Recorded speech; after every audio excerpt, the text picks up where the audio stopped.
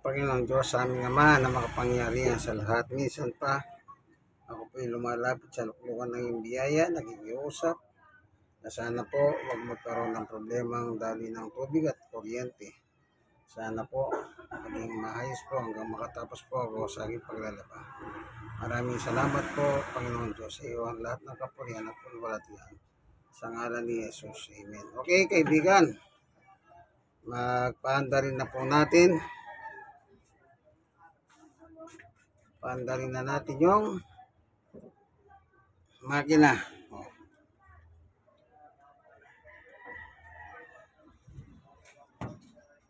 Nababad na po ng gusto. So, pindutin na po natin. Power. Tubig. 1, 3, 4, 5. Kailangan 5 tubig ha. 5. Okay, wash. Meron po siyang 20 minutos. Wash ng wash ng wash. 20 minutos. Orange. Ano yan? Banlaw. May dalawa siya. Spin. Yung pilipit. May 4 na pilipit. Okay. Start na po. Yun.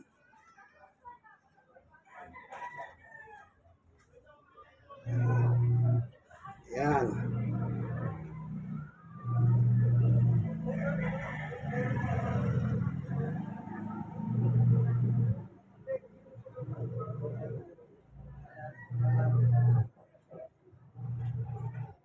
Ayan o. Nakita nyo po. Marami po yung tubig niya, no? Kasi po may 1 oras sila nakababad. Kaya namaganang gusto yung dumi. At malambot na po yung mga tela ng damit ngayon. Yan.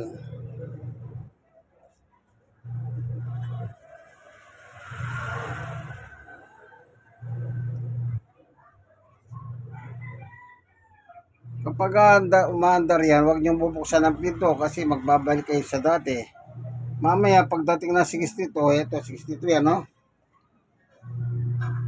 62 into yan, sasabihin niya kulang ako ng 2 tabong tubig. Tingnan natin. Para dadagdagan ng tubig, ano po? Yung tubig tabo.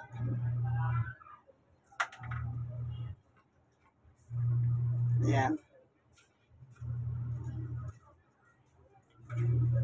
May sariling program ito, huwag niyong pagkalaman. Magagalit siya. Maglalabang kayo. Mauutang itong washing machine.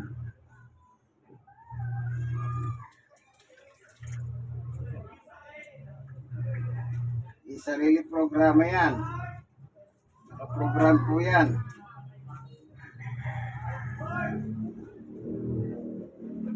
Ayan, umito siya, no? So, dadagdagan natin. Ayun.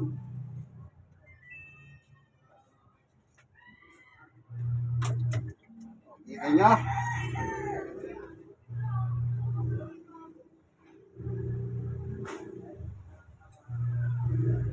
Magtutuloy-tuloy na po yan ng 20 minutos sa kanyang paglalaba.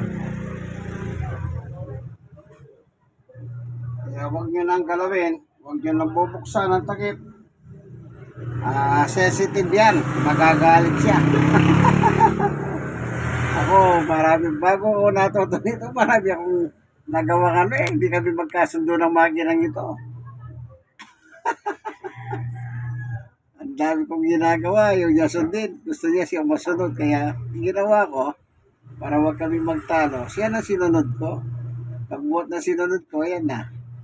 Pero kung minsan pumapalpak ako sa pagsunod sa kanya, pag ayaw niya yung sinusunod yung, pag ayaw niya yung gusto ko, hindi okay sa gusto niya, nagtatalo kaming dalawa.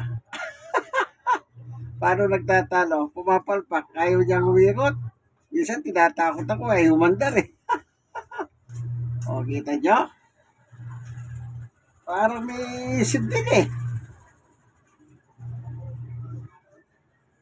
Sabi niya siguro, ayaw mo ko sundin. Hindi Hindi ako iikot kaya hindi siya iikot talaga. Hindi ko alam ang gagawin ko. Pag ayaw umikot. Pero siyempre, hindi siya uubra sa akin. Bakit? Nagdadasal ako sa Diyos. Sabi ko, Diyos ko, bakit tayo umandal? Sa Diyos ako nagsusumbong. O, di ubra. Kaya ano mangyayari? Susunod siya. Akala niya, laging ako sumusunod. Sumusunod din siya. Pag nagsumbong ako sa Diyos, wala siya panalo. Isipin, kaya hindi lokohan yan. Karanasan ko. Pag ayaw umandar, magdadasal ako. Susumbong ko sa Diyos. Kaya yung utak ng gumawa nito, laglag. Siyempre, may tatalo ba sa Diyos? Diyos yun eh. Tatandaan nyo po, ito po tunay na macho man ng Tondo at ng Kapampangan. May kanyabe, pamipina kayo. Sige, lakwanta niya po ne. Iwan muna natin siya. So, nakakain na ako. Napaliguan ko yung dalawa kong aso. At nakapaghugas na ako ng pinagkainan. So, ito na siya. Umikot na siya ngayon. Titignan ko muna yung aking mga aso. Sige po. Thank you for watching. Like, share, and share. God bless us all. Ito po ang inyong kaibigan, guest, Brother Manny Bautista. Siya po ako senior. 64 stroke nose. 6 na taon at person with disability. 6 na taon at the same time. Yung tuhod ko naman yung may tama. Okay? Sa hawat tulong ng Panginoon Diyos, ito, nakakagawa pa tayo ng gawaing bahay. Kagaya ng paglalaba. Labadami, labako ng tunay na macho man.